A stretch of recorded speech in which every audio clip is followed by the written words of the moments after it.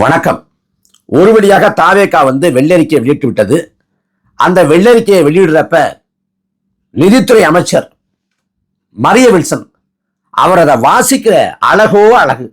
அன்னை தமிழ் மரிய வில்சனோட நாக்களை அப்படி நடனமாடினா அதை யாரு பார்த்தாலும் சொல்லின் செல்வர் மரிய வில்சன் அப்படின்னு பட்டம் கொடுப்பாங்க. அந்த மாதிரி அவ்வளவு தமிழை அழகு தமிழை அப்படி கையாண்டாப்புல. அதுவும் அவரு ஒவ்வொன்றையும் உச்சரிக்கிற அந்த உச்சரிப்பு இருக்கு பாருங்க, சொல்லவே முடியாதுங்க. எப்படி இப்படிப்பட்ட நிதித்துறை அமைச்சர் தெரியல. என்னத்தை சொல்லி தொலைக்கிறது. தமிழோடு அவருக்கு தகராறு. அவரும் மல்லு கட்டுறாப்புல, என்னமோ முயற்சி பண்ணி பார்க்குறாப்புல, ஒன்றும் கதைக்காகல. தமிழே ஒழுங்கா வரமாட்டேங்குது. ஒருத்தர் எழுதியிருக்கான் முகநூல்ல, நிர்மலா சீதாராமன் அந்த அம்மா ஒழுங்கா போய் பேசி நிதி கட்டாலே தராது, இவருக்கு வேற வாயில தமிழே வரமாட்டேங்குது, எப்படியும் ஒன்றும் வாங்க முடியாது அப்படின்னு போட்டிருக்கேன். சரி, இந்த நக்கல் நையாண்டிகளுக்கு அப்பாறுபட்டு அவர் என்ன வாசிச்சாப்புல அப்படின்னு பார்த்தோம்னா, தமிழ்நாட்டு அரசோட நேரடி கடன் 10 லட்சம் கோடியா இருக்கு. அதுல மின்வாரியம், போக்குவரத்து துறை போன்ற பொதுத்துறை நிறுவனங்களோட கடனை சேர்த்தா 13,18,000 கோடி. ஒவ்வொரு குடிமகனோட தலைமையில் இருக்கக்கூடிய கடன் சுமை 1,28,934 ரூபாய். மாநிலத்தோட வருவாய் பற்றாக்குறை 78,324 கோடி. 100 ரூபா வருமானம் வருதுன்னா 145 ரூபாய்க்கு செலவு இருக்க. வரவை விட செலவு அதிகமா இருக்கு அப்படின்னு குறிப்பிடுறாங்க. மாநிலத்தோட வரி வருவாயில 3 ஒரு பங்கு வட்டிக்கே போகுது அப்படின்னு குறிப்பிடுறாங்க. இவ்வளவு கடன் சிக்கலை, கடன் சுமையை குறிப்பிட்டுட்டு நிதித்துறை செயலர் சித்திக்கு சொல்றாரு, என்னதான் கடன் இருந்தாலும், இவ்வளவு கடன் சுமை இருந்தாலும் மத்திய அரசு நிர்ணயித்துள்ள வரம்புக்கு உள்ளேதான் தமிழ்நாட்டின் கடன் அளவு உள்ளது அப்படின்னு குறிப்பிடுறாப்புல. பயப்பட வேண்டாம், கட்டுக்குள்ளா இருக்கிற மாதிரி சொல்றாப்புல. அப்புறம் அமைச்சர் மரிய வில்சன் சொல்றாரு, முந்தைய ஆட்சியில, அதாவது திமுக ஆட்சியில எந்த திட்டத்துக்கும் தேவையில்லாம நிதியை செலவு பண்ணாங்கன்னு நாங்க எதையுமே பார்க்க முடியல அப்படின்னு சேம் சைடு கோல் போட்டிருக்காப்புல. அதாவது திமுக அரசுக்கு ஆதரவான ஒரு கருத்தை உதிர்த்திருக்காப்புல. இப்ப முடிவா பார்க்கணும்னா என்னதான் சொல்ல வர்றாங்க அப்படின்னு கேட்டீங்கன்னா, 10 லட்சம் கோடி கடன் இருக்கு. 5 லட்சம் கோடி கடனை திமுக அரசு 5 ஆண்டு காலத்துல வாங்கியிருக்கு.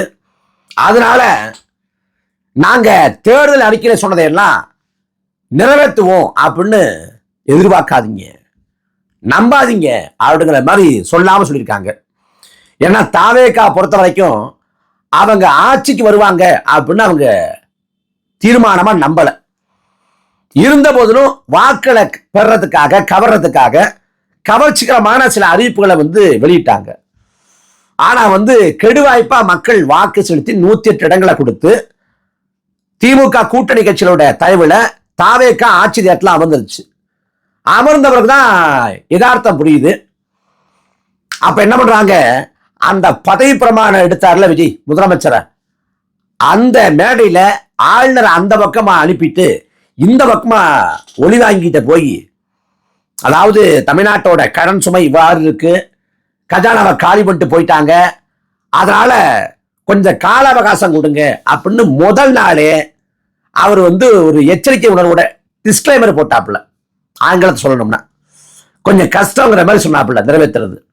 இப்ப வெள்ளரிக்கை வெளியிட்டு மறுபடியும் என்ன சொல்றாங்கன்னா, மறுபடியும் அதை தான் சொல்றாங்க, 10 லட்சம் கோடி கடன் இருக்கு அப்படின்ட்டு. இந்த தேர்தல் பரப்புரையில அண்ணன் சீமானவர்கள் தொடர்ச்சியா அந்த 10 லட்சம் கோடி கடனுங்கிறத பேசி வந்தாங்க, பாட்டாவும் பண்ணாங்க. 10 லட்சம் கோடி கடன்ல நாடு, இதுல இலவசங்கிறது பெரும் வெக்கக்கேடு அப்படின்னாங்க. அது மட்டும் இல்லாம, நான் இலவச பேருந்து தரமாட்டேன், அதாவது ஓசியில பேருந்து பயணம் தரமாட்டேன், நான் ஏசி பேருந்து தர்றேன், நீ கட்டணம் செலுத்தி பயணம் பண்ணி போ, நான் இலவச மின்சாரம் தரமாட்டேன், ஆனா தடையில்லா மின்சாரம் தர்றேன், நீ கட்டணம் செலுத்தி பயன்படுத்திக்க அப்படின்னாங்க. ஆனா திமுக, அதிமுக, தாவேகான்னு போட்டி போட்டு இலவச அறிவிப்புகளை வெளியிட்டது. கடந்த காலங்களில் என்ன வெளியிட்டாங்களோ அதே போல இந்த தேர்தலையும் புதிய புதிய இலவச அறிவிப்புகளை திமுக, அதிமுக, தாவேகான்னு எல்லாரும் வெளியிட்டாங்க. இதுல தாவேகா இப்ப தேர்தல் அறிக்கையில என்ன சொல்லிருக்கு அப்படின்னு பார்த்தோம்னா, அங்கேயே சொல்லிட்டாங்க தமிழ்நாட்டுக்கு 10 லட்சம் கோடி கடன் இருக்கு, 5 லட்சம் கோடி கடன் தான் 5 ஆண்டு காலத்துல திமுக வாங்கிருச்சு அப்படின்னு தாவேகாவோட தேர்தல் அறிக்கையில 6ஆம் பக்கம் சொல்லப்படுது. தொடக்கத்திலேயே அப்புறம் தேர்தல் அறிக்கை முடிகிற இடத்துல 92ஆம் பக்கமும் மறுபடியும் சொல்லப்படுது தமிழ்நாட்டுக்கு 10 லட்சம் கோடி கடன் இருக்குன்னு. அதை சொல்றாங்க, 10 லட்சம் கோடி கடன் இருக்குன்னு குறிப்பிட்டு சொல்றாங்க. இதை ஒரு சாக்கு போக்காக பயன்படுத்த மாட்டோம். கடன் இருக்குன்னு சொல்லி நாங்க வாக்குறுதி நிறைவேற்றாம விடமாட்டோம், நிறைவேற்றுவோம் அப்படிங்கிற பொருள்ல தாவேகாவோட தேர்தல் அறிக்கையிலே குறிப்பிடப்படுது. அப்ப தேர்தல் அறிக்கையில கடன் இருக்குன்னு குறிப்பிட்டு, கடன் இருக்குன்னு தெரிஞ்சும் இலவச அறிவிப்புகளை, கவர்ச்சிகரமான அறிவிப்புகளை கொடுத்துட்டு அதை சாக்காக பயன்படுத்த மாட்டோம் அப்படின்னு சொல்லி இப்ப மறுபடியும் பார்த்தா அதையே சாக்கா பயன்படுத்துறாங்க. அதையே சாக்கா பயன்படுத்தி எப்படியாவது தப்பிச்சுக்கலாமா அப்படின்னு பாக்குறாங்க. மற்றபடி இந்த வெள்ளை அறிக்கை மூலமாக விளைந்தது என்ன?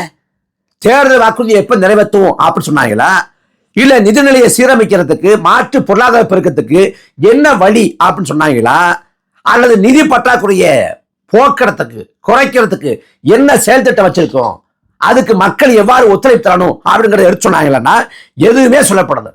10 லட்சம் கோடி கடன் தான் திரும்ப திரும்ப வெவ்வேறு மொழிகள் சொல்லியிருக்காங்க.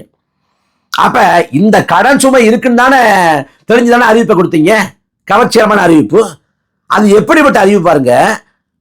அன்னபூர்ணி சூப்பர் 6 ஒவ்வொரு குடும்பத்துக்கும், அதாவது ஏழை நடுத்தர பின்தங்கிய குடும்பங்கள் சொல்லல, ஒவ்வொரு குடும்பத்துக்கும் ஆண்டுக்கு 6 எரிவாயு உலைக்கான தொகையை வங்கி கணக்கில் செலுத்துவோம் அப்படின்னு குறிப்பிடப்பட்டிருக்கு. இது வெறும் அன்னபூர்ணி சூப்பர் 6. அப்புறம் திமுக விடியல் பயணம் போட்டிருக்குல்ல, விடியல் பயணம்னு பெண்கள் இலவசமா பயணம் பண்ணலாம்னு. இதுலயே பெரிய அளவில் நஷ்டமாகுது போக்குவரத்து துறைக்கு. ஆனா தாவேக என்ன சொல்லுதுன்னா, வெற்றி பயணம் மாநிலம் முழுவதும் நகர, மாநகர, மாவட்டங்களுக்கு இடையான அனைத்து அரசு பேருந்துகள்லையும் மகளிருக்கு கட்டணமில்லா பயணம். அதாவது மகளிர் பேருந்து ஏறினாங்கன்னா கட்டணமே செலுத்த தேவையில்லை, இந்த பயணத்துக்கு போய் வெற்றி பயணம் அப்படின்னு திட்டம்.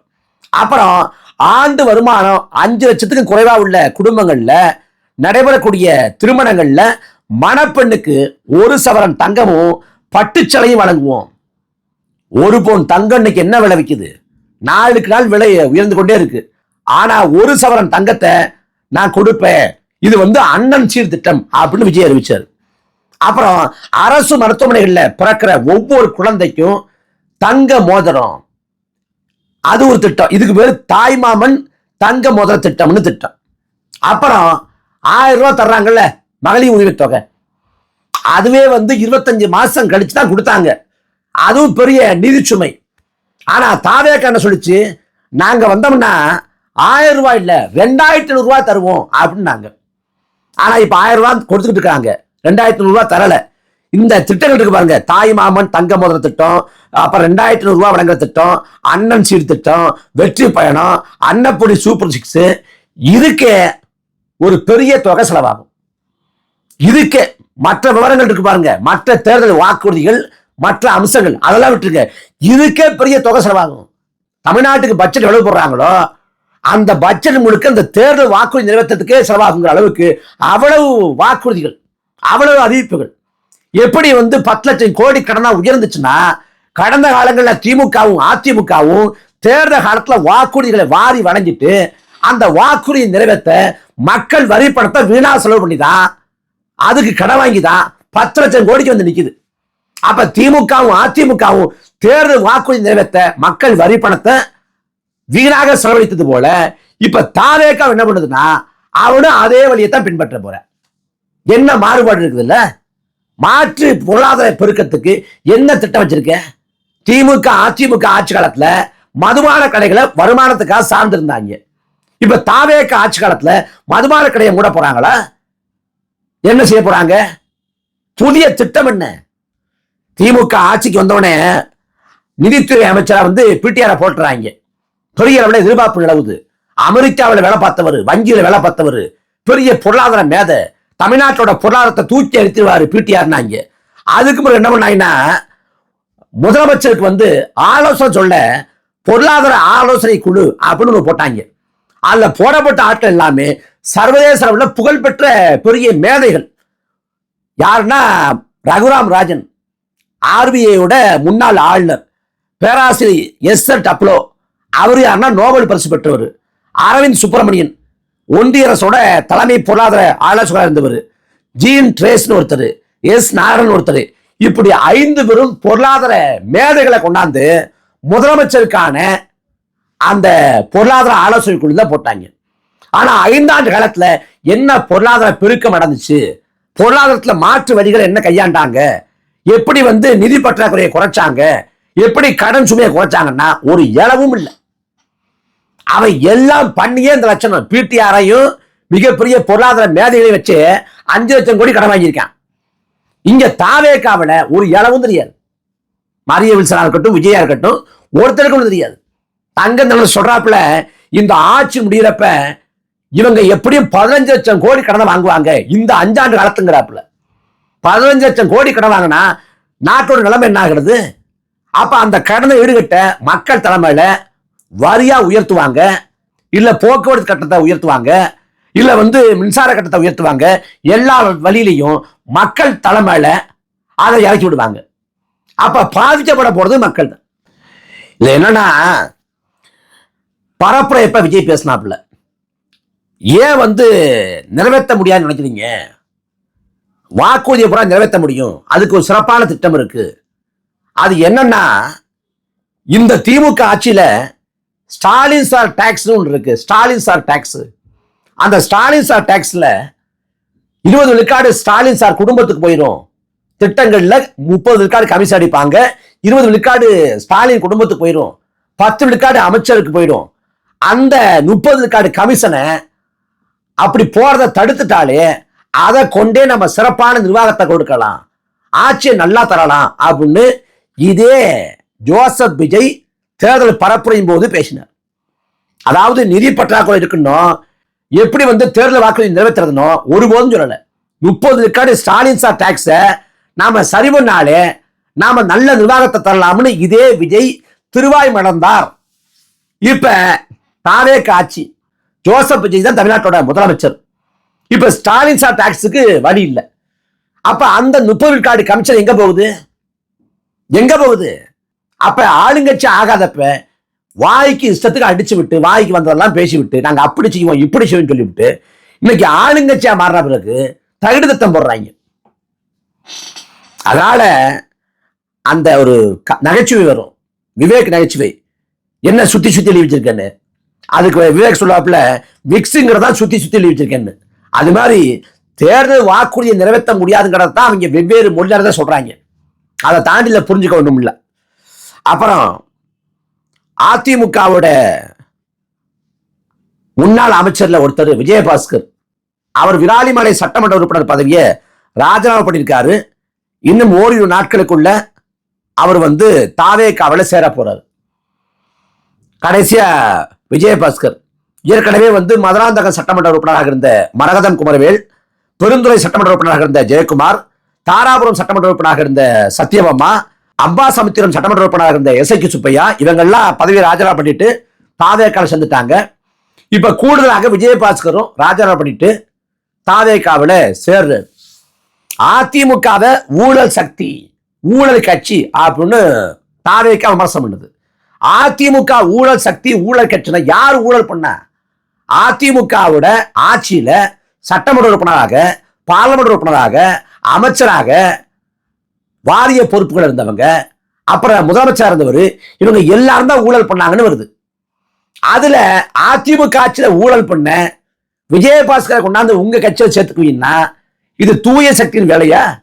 2021 வரைக்கும் அமைச்சராக இருந்த கடம்பூர் ராஜு, 2021 வரைக்கும் அமைச்சராக இருந்த விஜயபாஸ்கர், 2021 வரைக்கும் அமைச்சராக இருந்த MC சம்பத், இப்படி எல்லாரையும் கொண்டாந்து உங்க அமைச்சர்களை சேர்த்துக்குவீங்க, இல்ல உங்க கட்சியை சேர்த்துக்குவீங்கன்னா இது எப்படி தூய ஆட்சியோட வேலையா இருக்க முடியும்? இதுல பார்த்தா இந்த விஜயபாஸ்கர் எதுக்கு புகழ் பெற்றவர்னா, அவர் சுகாதாரத்துறை அமைச்சராக இருந்தார் ஒரு பக்கம், அதே சமயம் தடை செய்யப்பட்ட குட்கா போன்ற போதை பொருட்களை காசை வாங்கிட்டு அனுமதிச்சார்னு அவர் மேல சிபிஐ வழக்கு போட்டு வழக்கு நிலுவையில் இருக்கு. அதே போல வருமானத்துக்கு அதிகமாக சொத்து சேர்த்தார்னு அவர் மேல தமிழ்நாடு லஞ்ச ஒழிப்புத்துறை போட்ட வழக்கு நிலுவையில் இருக்கு. அப்புறம் திருவள்ளூர்ல ஒரு மருத்துவக் கல்லூரி திறப்பதற்கு முறைகேடா அனுமதி வழங்கினார்னு அதுல ஒரு லஞ்ச ஒழிப்புத்துறையோட வழக்கு நிலுவையில் இருக்கு. இப்படி லஞ்ச ஒழிப்புத்துறையோட வழக்கு, மத்திய புலனாய்வுத்துறை வழக்கு, எல்லா வழக்கும் நிலுவையில் இருக்கக்கூடிய ஒரு ஊழல் பெருச்சாளி விஜயபாஸ்கரை தாவேக்காவை சேர்த்துக்கிட்டு நான் ஊழல் இல்லாத ஆட்சியை கொடுப்பேன், நான் தான் உத்தமன்னு விஜய் சொல்வார்னா இது என்ன நாடகம் இதெல்லாம்? அதனால வரக்கூடிய ஒவ்வொரு நாளும் திமுக ஆட்சி கொடுங்கோல் ஆட்சி அப்படின்னு 5 ஆண்டு முடிவுல உணர்ந்திருக்கலாம் வாக்கு செலுத்தினவங்க, திமுகவுக்கு வாக்கு செலுத்தினவங்க. ஆனா தாவேக்காவோட ஆட்சி கொடுங்கோல்மை ஆட்சி, மோசமான ஆட்சின்னு 6 மாத காலத்துக்குள்ள வாக்கு செலுத்திய மக்களே உணர்வாங்க. விஜய் சொன்னாரு, ஏன்டா இந்த விஜய பகச்சு நினைச்சு ஃபீல் பண்ணுவீங்க அப்படின்னு அவர் திமுக நோக்கி சொன்னார். ஆனா உண்மை நிலை என்னன்னா, ஏன்டா இந்த விஜய்க்கு ஓட்டு போட்டோம்னு மக்கள் நினைச்சு ஃபீல் பண்ற காலம் வெகு தொலைவில் இல்லை. ஒவ்வொரு சம்பவமா அரங்கேறும். அன்னைக்கு வாக்கு செலுத்திய மக்களே வெட்கி தலை குனியக்கூடிய நிலையும் கட்டாயம் உருவாகும்.